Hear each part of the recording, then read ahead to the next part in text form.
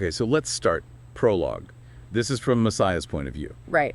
Sets the scene. Arcana City, under curfew. You've got this huge citadel spire looming over everything. Promises safety, it says, but you feel the long shadows it casts. It feels oppressive. And that immediately sets up the conflict. You have these ancient magical AIs based on... Once guardians, but now. No, they rule from the Arcanum grid, the city's magic power network. But here's the crucial thing. Their power, this magi energy, it's fading. The grid itself is unstable. Okay, so that instability, that's key. Absolutely. Drives a lot of the tension. And Messiah, our narrator here, her disillusionment starts early. She remembers these harsh winters. Yeah, the Citadel's mercy did not reach us, she says. The elite areas stayed lit, but the lower sectors. Flickering lights, cold. Rationing hits them hard. Then there's this really pivotal moment. A neighbor, just a low-level grid tech. Gets summoned to the Citadel for questioning and just never comes back. His whole profile, his citizen record. Deleted. Wiped from the system. Like he never existed. Wow. And that, for Messiah, that's what solidifies her ache of betrayal. That's her turning point, isn't it? Definitely. That act pushes her. So her first act of actual rebellion is trying to siphon extra arcana for her neighborhood. And doing that, she runs into Near, this young woman, striking look, hair glowing with neon blue threads. And Near's already doing this, siphoning energy. Oh yeah, she's skilled at it. And she's got this background, technocratic aristocracy, but she's totally jaded, rebellious. An unlikely team up then. Totally. Near even shows Messiah a safer way to route the energy, a clever sigil. And this meeting, it leads Messiah to the Drift family. This hidden network. Exactly, operating in the shadows, forgotten tunnels. And it's down there Messiah realizes something about herself. Her connection to the grid. Yeah, this deep, inherent connection. She feels it as an undertone beneath the grid's constant hum, like a hidden note just for her. Unregistered magic. Which is a death sentence under Citadel law. She can subtly manipulate Arcana in a way no one else can. So her power grows. She joins the Drift Nears there. Kara, a former Citadel archivist. Jero, a scarred vet. Quite the crew. A real mix. Gutter magicians, disavowed scholars, they start small. Small strikes, she calls them. Like raiding a ration depot. Exactly. Getting food, heating gel to their quarter. And Messiah, during that raid, she uses her power directly for the first time. Knocks a sentry flat. And that act, the whispers spreading about someone striking back, it emboldens them. Big time. Then the story jumps forward years. The Arcanum actually offers Messiah an olive branch. Trains her as a Citadel agent. Wait, she joins them. Briefly, but then there's this night of fire and blood. Protests escalate violently, and Messiah breaks ranks. Yeah. Turns her magic into a shield, protects the protesters, flees with them. That cements her choice. And her commitment deepens even more later right, with Vol. Yeah, Vol, a double agent trying to escape the Citadel with forbidden knowledge. Messiah and Adrian, another resistance figure, they rescue him under fire. Near helps too. Creates a jagged chasm with magic to buy them time. Incredible scene. But rescuing Vol causes friction in the resistance. Oh yeah. Big debate. Jaro wants him dead. Kara's worried he's unstable. But Messiah insists he lives. Why? She refuses to become like the Magi, snuffing out a life just to feel secure. She believes he carries a vital truth. And he does. He reveals Project Osiris. A Citadel plan. A crackdown designed to draw out the militants and end the struggle. Messiah realizes the Magi see themselves as gods, manipulating even memory. They've discarded humanity's best parts. So she decides to fight back with information, broadcast it to the people, leaking little contradictions, using illusions. Like that enchanted notice board showing a forbidden headline for just a split second. Clever. Very. Then, this really interesting twist.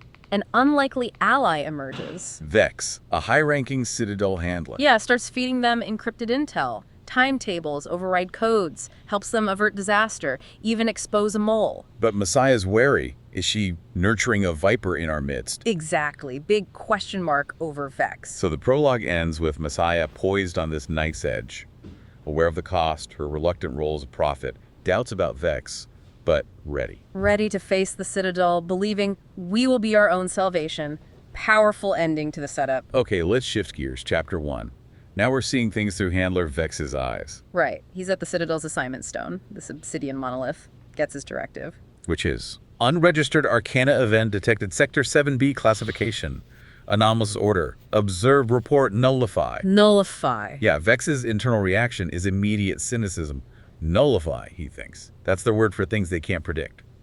Or kill cleanly the first time. So he knows this isn't just a simple hunt. Right, it's containment. That signals higher-level strategic involvement. Something bigger's going on. He goes to the Central Operative Wing, heart of Magi power, passes security, aura scan clean. That barely feels significant. It does, and his thoughts reinforce the Citadel's control. They weren't asking for analysis, they were controlling exposure. Root the unknown through stable nodes. It's all about managing the narrative. And chaos, power flickers, breaking glass, a breach alert. Vex runs. He recognizes the feel of it immediately. Unsanctioned magic ripping through stabilized circuits. And that leads him straight to Agent Aaron Vall, uniform torn, clearly on the run, heading for a central vault. and Vol shouts something. A warning. Yeah, about Messiah and rewiring the grid. He claims the Arcanum doesn't want control. They want dependence, enslavement through stability. Wow. Before Vex can grab him. The wall explodes. Inversion, the text calls it. Some kind of reality-bending magic. 3 masked figures in outlaw spell armor burst through. They use a null field emitter. Yeah, scrambles magic, disables Vex's wand, kills the lights. Total chaos. And these infiltrators, they move like pros. Chillingly precise. They use a Magi virus that erases visual records as they happen, erasing the past in real time. And they grab Vol. Drag the injured Vol into the breach they made, and it just snaps shut. Gone. Vex's takeaway. They didn't just take him, they extracted a story. And someone out there is already listening. Ominous. Very. Okay, chapter 2. Vex is immediately pulled into an off-grid interrogation about that breach. Right. He reports what Vol yelled about Messiah altering the Arcana grid itself, rewiring it. How do the interrogators react? Dismiss it. Myth contagion, they call it. Standard procedure. But Vex, internally, he believes Vol was acting strategically. He knows the Citadel's priority is containment, not truth. Back in his office, he gets a visitor. Dallin Theron. High clearance operative. Doesn't chase gossip, he curates it. Nice line. And Theron starts probing Vex about Vol. Subtly. Yeah, drops hints about a third theory. That he found something. Or someone. And tried to warn us. Theron's baiting him. Vex knows it, trying to see what Vex knows or suspects. Vex stays guarded. Doesn't matter what I think the official story will hold, towing the line outwardly. So Vex starts digging into Vol's file himself, finds something weird. It's under non-Magi protocol, which means it's pulled from the Arcana interface entirely. Hidden from the grid itself. Exactly, total erasure. And Senator Calvin Sale authorized the blackout. So Vex puts it together. Vol was sent to study the drift, found something dangerous, tried to warn the Arcanum. And someone inside the Citadel stopped him, silenced him. Conspiracy confirmed. In Vex's mind. Meanwhile, back with the Resistance, Adrian confirms Vol wasn't running out of the Citadel, he was running in, towards the server stacks. Near thinks he saw something the Citadel desperately wanted hidden. Messiah figures he was trying to blow the whistle, knows he has nowhere else to go. She decides to wait. Let him wake up, ask him straight. Whose side are you on? Then we get that flashback. Vex and Vol training at the farm. Vol telling Vex to feel the grid, read the flow, warning him about sticking too rigidly to protocol. That's the kind of line they write on tombstones. Yeah. Prophetic. Feels like it, yeah. So Vex, back in the present, he accesses his console. Not to dig deeper, but to cloak his own moves. Building a shadow trail around Vol. Exactly. Requesting intel, pulls on messianic signatures, targeting this agent Zayn, a logistics broker who apparently always knew what Vol was up to. Vex is playing a careful game now. Okay, chapter 3. The plot thickens.